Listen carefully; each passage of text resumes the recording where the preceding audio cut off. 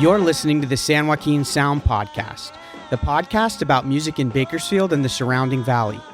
I'm your host, AJ Rodriguez. For this episode, I interviewed Santos Cepeda of the Doo-wop group, the Montereys. So let's go back to the start. You grew up here in Bakersfield, right? Exactly, and went to East Bakersfield High. What type of music did your parents share with you when you were growing up? Well, my father was a musician, and his music was Hispanic music, and he played with a trio. And that's how I was encouraged to get into music. I was around music all the time, ever since I was small. That's awesome. Did your mom really listen to music at all?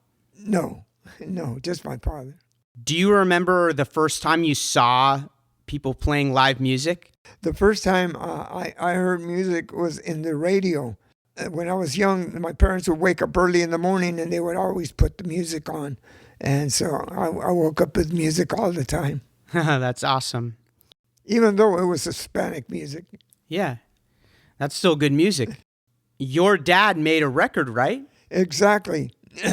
He made a record for our local priest.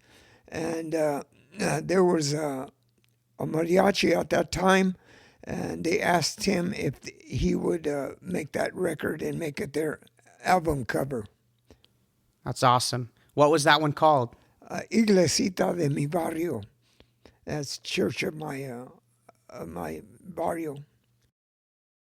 Tell me the story of your first guitar. Everyone always has a good story for that. Oh, yeah. Well, it wasn't hard for me to get a guitar because guitars were always around in my house.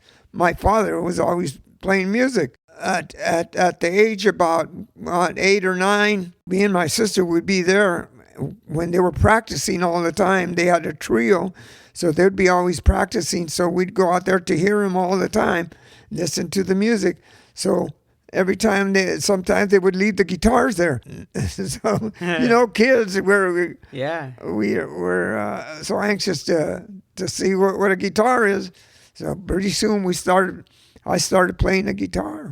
The more practice, the better I got. Then you're growing up, you have that influence from your dad about music.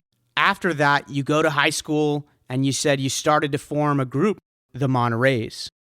Exactly. Most of the members of the group that I played with were from Lamont. And we would get together and practice. And eventually, we got a chance to make a record, which is Darlin. Can you tell me about the other members of the group? I was the guitar player. Manuel the lead singer, played a little bit of the guitar, but mostly I was the guitar player. Most of them lived in Lamont, so they'd have to come to Bakersfield to practice with me. And like I said, eventually we got together and we made our record, Darlin. I was 17 years old. I'm the only one left of the group that started at that time. That was in 1962. I was the youngest, and they gave me the privilege to be the leader of the group. But even though I wasn't the main singer, even so, each one of these guys in the group were very, very, very, very good people. They all had beautiful voices, and their harmony was very intense. They're very talented, every one of them, especially Tom. Of course, Manuel had the most beautiful voice of all as a first tenor. I really appreciate that I was in that group at that time. That record, Darling Send Me a Letter, and Darling I Love You was on the B-side. So that came out on the label Trans-American, who was owned by Aki Aleong, who was a Hollywood actor. He also had some of his own doo-wop groups. How did that record label notice the Montereys? I'm not sure. I think he introduced it to him. But also, we also recorded this same song with a band called the Gay Lads. And they were the number one group in Bakersfield at that time. But the reason we could not put the record out with them was because they turned union and we weren't. So we couldn't produce the record. Yeah, and the Gay Lads were another popular doo-wop group in Bakersfield, right? Very popular. You have Darling Send Me a Letter. That has a full band. Where did you record that? It was in a studio here in Bakersfield, in the East Side. Not the best of all studios, but it was the only one we had. Yeah, it sounds good. Thank you. What about concerts? Did you perform at different places in town? Yes, we did. We performed at a lot of different functions, 5th of May and different celebrations. Did you always have instruments at your concerts, or did you do a lot of a cappella? Oh, no. We always had instruments. Can you tell me more about some of the other members of the band, like Tom Lopez and Tom Rey? Tom Rey started his own band later on. His band was Aslan, and it was a big band. It had about 9 members. And later on, I played with him. I sang with him. At the end, when we were getting older, we got together, me and him, and we played at retirement homes as a duet. Could you talk maybe about some of the other bands that were active in Bakersfield at the time? Yeah, I remember they had Rick Lee and the Barons. Rick Lee and the Barons was a popular group. And what type of music were they? They were probably rock and roll. Cool. Rock and roll music. Of course, I mentioned the Gay Lads. Outstanding group. Very outstanding. Also, they had the Latineers. The Latineers, actually, they were the ones that backed us up in our record. Oh, cool. The Latineers. I don't know what name they went under on the record, but they were called the Latineers. And of course, a lot of Hispanic bands also were here too. Awesome. Like, who was that? My dad's group was performing at the same time. We actually performed in the same place, in certain places, festivals where they were at. We were playing there at the same time. That's cool. That's awesome. A father-son festival. Yes, exactly. There's some bad information on the internet about the Montereys. And there's information like that I want to clear up. Like, it says that there was a band called the Four Escorts that turned into your band. Is that true? That's not true. All right. And there's about 4 other records that are called the Montereys that are attributed to your group, the Bakersfield Montereys. Did you ever make any other records? No, I believe there's different groups, maybe a couple of groups by the name of Montereys too. Yeah. So the only record that the Bakersfield Montereys is released was Darling. I believe so, but the other members could have made. Oh yeah, it's possible. It's possible they could have made other records. I know Tom did. Tom Rey. Do you want to talk about any of the other bands you were in? I hooked up with my cousin Joe Loco, a very extremely good keyboard player. I learned a lot of Hispanic songs, but we also played English songs. We played at a lot of different functions together. We also played at Golden State Mall, played there for a long time. I really enjoyed learning a lot of Mexican music. He taught me a lot of it. That's awesome. Of course, I was the lead singer. Yeah, that's cool. That's fun. Do you play keyboards too? Yes.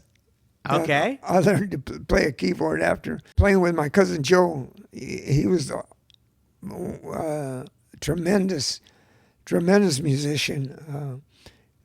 His name was Joe Loco, and he's been known in Bakersfield for a long time because he impressed a lot of people. And he impressed me too. That's why I started learning to play that. That's cool. And it's also easier on your hands. You don't have to. The guitar, you know, it makes calluses on your fingers. So Yeah. the keyboard, you don't have to work your fingers too much. Yeah, there's something cool about the direct. Once you press it down, you get a note. On the guitar, you press it with one finger down with a string and you pluck it with your other hand. So it's two things. There's only one step for the piano, which is interesting, Also, these keyboards now that you have background music and Oh, yeah, you can start a little jam session instruments, at home, different instruments. Very cool. So you grew up in Bakersfield. You've lived in Bakersfield for decades. And how do you feel about the Bakersfield music scene? Of course, country and western music put Bakersfield on the map. Yeah. Buck Owens, of course, Buck Owens. I was very happy about that. Not only Buck Owens, Merle Haggard, and a bunch of other country and western music stars. I really loved that because it gave Bakersfield a lot of attention in music. And I love music, and it kind of brought on Bakersfield as a music town. It's cool to be known as Nashville West. There's so many types of music here that are awesome, and no matter what type of music you like, you can find some local music that sounds like what you want. Yeah, very diversified.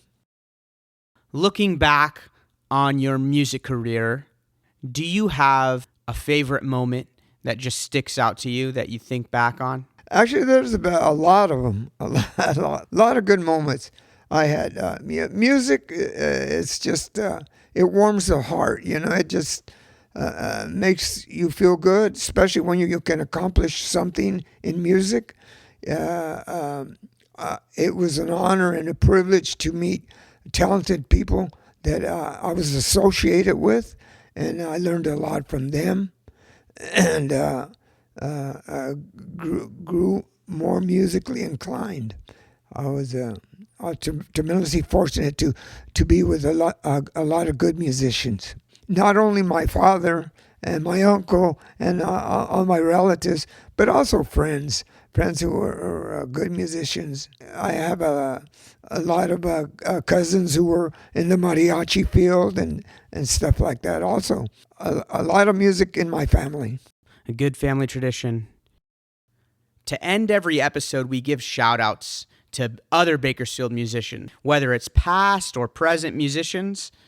Well, I really like country and western music here, too. Merle Haggard was a very good musician. I really appreciated his music. I like Buck Owens' music, too, also. They were very good. And also listen to the Montereys' Darlin record. One last thing. Do you have any advice for musicians from Bakersfield? Yes. Never stop. Always keep going. Always continue to practice, make yourself better, learn more about music. Someday you'll get there.